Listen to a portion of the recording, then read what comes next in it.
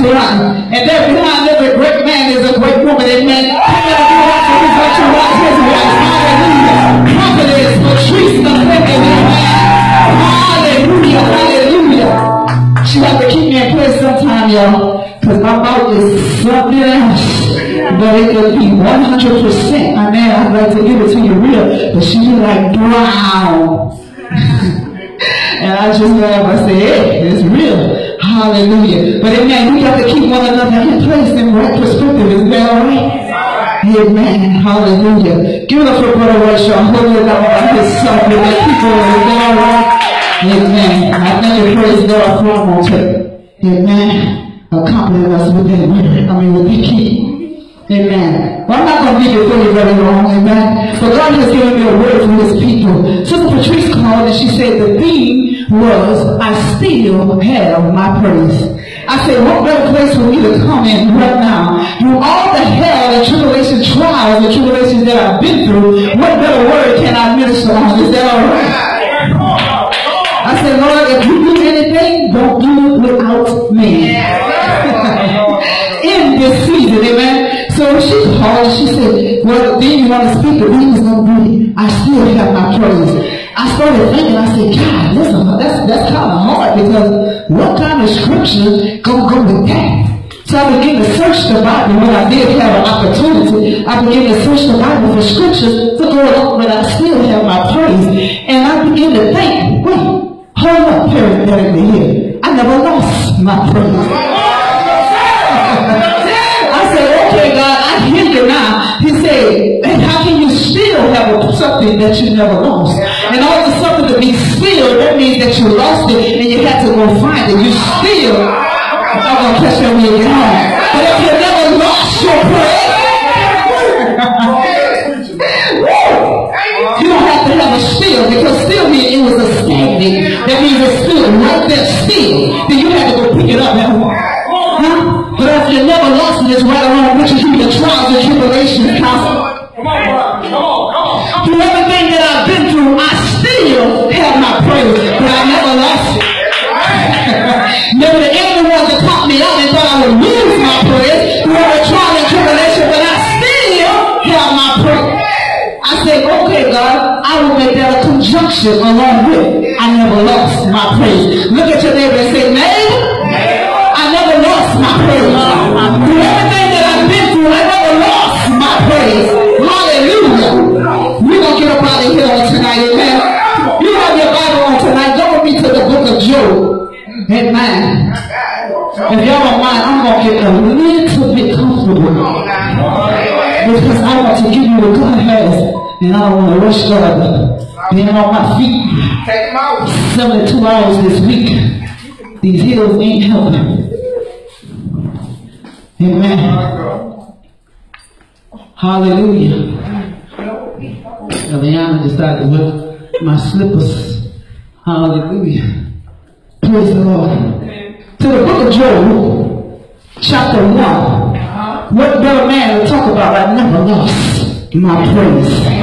When I begin to read the book of Job, and I begin to think, I say, man, this man has some similarities in this chapter that I can coincide with. Is that all right? The first chapter, beginning at the first verse. Amen. And the Bible reads, there was a man in the land of Uz, whose name was Job, and that man was perfect, one characteristic, and upright, second characteristic, and one that feared God, third characteristic, and eschewed evil, fourth characteristic. And there were born unto him 7 sons and 3 daughters. His substance also was 7,000 sheep and 3,000 camels, and 500 yoke of oxen, and 500 she-asses, in a very great household, so that this man was the greatest of all the men of the caste of the east. Amen. If you go down to the 14th verse, it reads, and there came a messenger unto Job, and said, the oxen were plowing, and the asses feeding beside them, and the Sabeans fell upon them, and took them away. Yea, have slain the servants with the edge of the sword, and I only am escaped alone to tell thee. While he was yet speaking, there came also another and said, the fire of God is fallen from heaven and had burned up the sheep and the servants and consumed them. And I only am escaped to tell thee. Always got to have that one running and telling you. Woo, hallelujah. While he was yet speaking, there came also another and said, the Chaldeans made out 3 bands and fell upon the camels and have carried them away. Yea, and slain the servants with the edge of the sword, and I only am escaped alone to tell thee. While he was yet speaking, there also came another and said, thy sons and thy daughters were eating and drinking wine in their eldest brother's house, and behold, there came a great wind from the wilderness and smote the 4 corners of the house, and it fell upon the young men, and they were dead, and I only am escaped alone to tell thee. Then Job arose and rent his mantle and shaved his head and fell down upon the ground and cursed, worship, hallelujah, and said, naked came I out of my mother's womb, and naked shall I return thither. The Lord gave, and the Lord hath taken away. Blessed be the name of the Lord. And all that Job sinned not, nor charged God foolishly. Job arose and rent his mantle and shaved his head, fell down upon the ground, and murmured and complained. Oh, come on, I thought I had some Bible readers. He murmured and complained. Come on now. He said he fell down, he got in position and did what?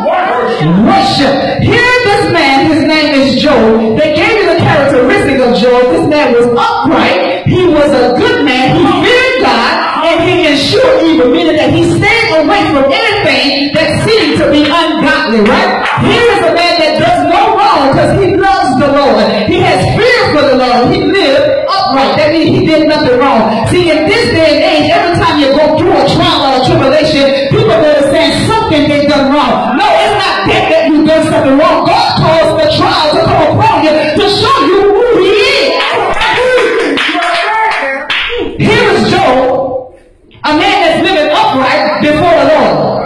God has given him possession. He's the richest man in the East Coast. That's what it said in the East.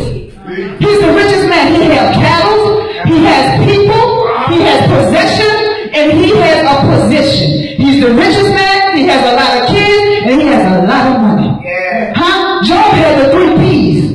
But what they thought he was going to lose, the other P he never lost. So when you look at Job, you call him brother PPP. Because Job had possession, people, and he had a position. But what Job never did was lost his praise.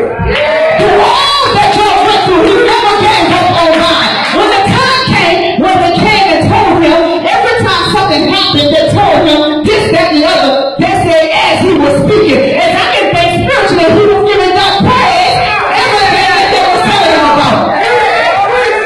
They said every time they came to him, he was yet speaking. When I'm speaking and you're talking to me, I got to be talking to somebody else.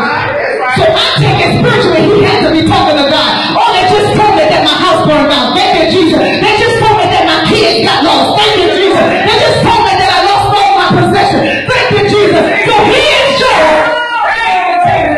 And for all that he's been through, still offering up a praise. Thank you. Here we are, we get a headache. We complain, I can't come to church. I can't offer up a praise. But here this man that lost everything that he had. And still yet said, and God give it, and God take it away. Blessed be the name of the Lord. Naked I came in this world, and naked I shall leave. Job said, it's nothing that I've lost all this, because I know the God that I serve is the same God yesterday, today, and forevermore. If you been in the world, he can do it again. Why lose my praise over the materialistic thing? And I know God give it, and he take it away. Job said, blessed be the name of the Lord. My God. Here is Job now.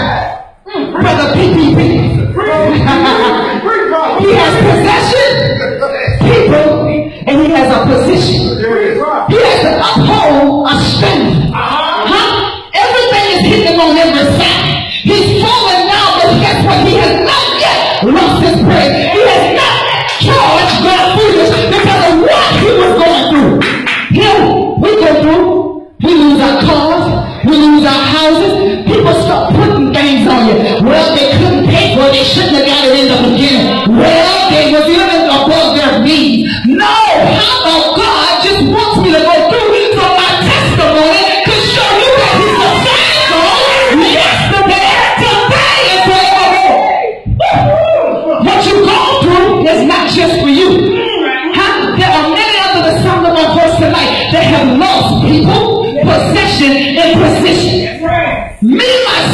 wants people, possession, and position.